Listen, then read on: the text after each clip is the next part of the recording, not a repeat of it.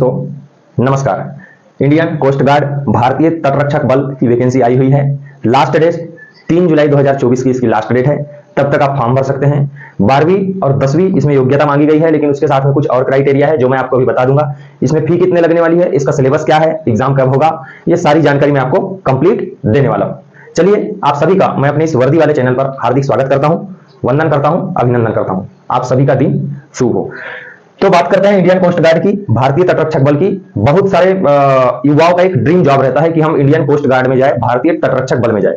जैसे भारत में वायुसेना, जल सेना और थल सेना, तीनों सेनाएं हैं, ठीक है। उनमें से एक में जो भर्ती होती है वो होती है इंडियन कोस्ट गार्ड की, ठीक है। तो इंडियन कोस्ट गार्ड की भर्ती में आपको मुख्य रूप से दो पद यहां पर निकाली गई है। कौन कौन सी? एक तो नाविक और दूसरा यांत्रिक, ठीक है। नाविक जो है जनरल ड्यूटी करेंगे और यांत्रिक जो है अपने फील्ड से रिलेटेड ड्यूटी करेंगे, जैसे इंजीनियरिंग से रिलेटेड वो ड्यूटी करने वाले हैं, ठीक है।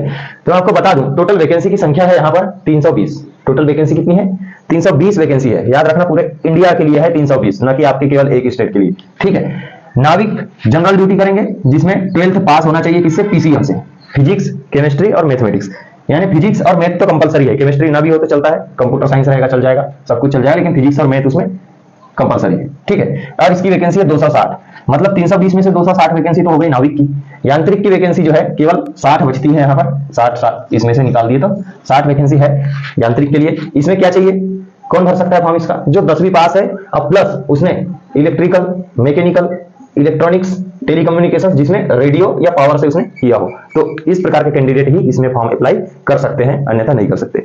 एज की बात करूं मैं तो 18 से 22 साल की एज होनी चाहिए। कितनी? 18 से 22 साल, लेकिन 22 वर्ष तक के जनरल वालों के लिए, ईओआर यानी सामान्य के लिए।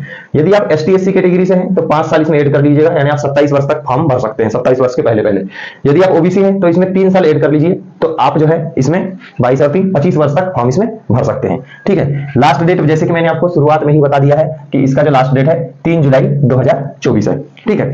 इसके बाद मैं आपको बताऊं, इसमें एग्जाम फी की अगर बात करें तो एसटी और एससी के लिए 0 है। इसके बाद ओबीसी, ईडब्ल्यूएस और जनरल के लिए जो है फीस 300 रुपए लगने वाले हैं आपको एग्जाम फी, ठीक है। अब ये मत सोच लेना कि एग्जाम फी 0 है, हमने तैयारी नहीं किया है, जाके फॉर्म भर दे, ऐसी गलती मत करना, कोई मतलब नहीं। अपना समय बिल्कुल भी बर्बाद मत करना। यदि आपने जीवन में कभी तैयारी करी हो तो ही जाकर के इसका फॉर्म भरना, अन्यथा मत भरना, मत भरना, मत भरना, ये गुजारिश है, ठीक है। सैलरी की अगर बात की जाए तो बेसिक सैलरी जो है कोस्ट गार्ड की 21,700 और जो यांत्रिक पोस्ट है उसकी है 29,200। ये केवल बेसिक सैलरी है, याद रखना, ठीक है। क्या है? बेसिक सैलरी है। जबकि आपका डीए वगैरह यदि इसमें जोड़ दिया जाए तो आप सोच लो, इसकी दुगुना आप मान करके चलो, मतलब 35 से 40 हजार के समथिंग आपकी सैलरी बनने वाली है फर्स्ट महीने की इन हैंड, ठीक है। प्रोसेस की बात करें, सबसे पहले आपका सीबीटी टेस्ट होगा, कंप्यूटर बेस्ड टेस्ट, ठीक है, एग्जाम होगा।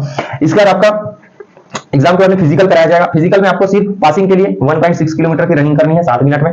इसके अलावा 10 पुशअप करने हैं। इसके अलावा 20 आपको उठक बैठक करने हैं, ठीक है। ये उठक बैठक वाला मीटर समझ में नहीं आ रहा है, लेकिन पता नहीं उठक बैठक क्यों करवा रहे हैं, ठीक है। हाइट इसमें थोड़ी कम है, 157 सेंटीमीटर यदि आपकी हाइट है तो आप इजी वे में इसमें फॉर्म भर सकते हैं। जैसे फिजिकल हो जाएगा उसके बाद आपका होगा यहाँ पर डॉक्यूमेंट वेरिफिकेशन। यहाँ पर मैंने लिखा नहीं हूँ, डॉक्यूमेंट वेरिफिकेशन होगा।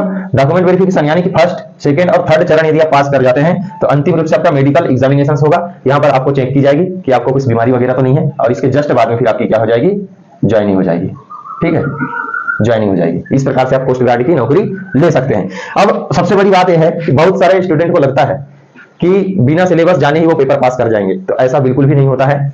कोई भी बंदा यदि फॉर्म भरने जाता है तो सबसे पहले देखता है कि उसका सिलेबस क्या है और मैं उस फॉर्म भरने के लिए मेरे पास एजुकेशन क्वालिफिकेशन है कि नहीं। यदि 2 क्राइटेरिया आपके बीच है तो आप उस एग्जाम की तैयारी कर सकते हैं, अन्यथा आप मुंह मोड़ देते हैं। फर्स्ट नंबर पे आपका एग्जाम होने वाला है। मैथमेटिक्स पूछेगा आपको 20 नंबर का, वो भी 10th स्टैंडर्ड की रहने वाली है, ठीक है। ये सवाल जो है 10th स्टैंडर्ड की।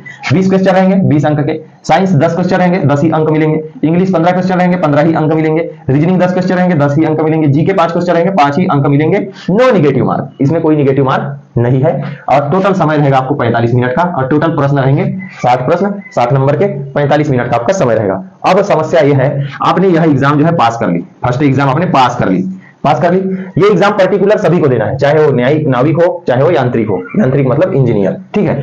ये जैसे ही आपने एग्जाम पास किया, पास करने के जस्ट बाद में जो है आपका, यदि कोई पीसीएम से है तो इसको फिजिक्स और मैथ, ठीक है, फिजिक्स और मैथ का एक 50 नंबर का अलग से क्वेश्चन आएगा, वो देना अनिवार्य है, ठीक है। इसके अलावा जो यांत्रिक से रिलेटेड फॉर्म भरेंगे, तो जैसे कोई इलेक्ट्रिकल से भरेगा तो उसको इलेक्ट्रिकल के 50 नंबर का पेपर देना होगा। मैकेनिकल से भरेगा तो मैकेनिकल से 50 का देना होगा।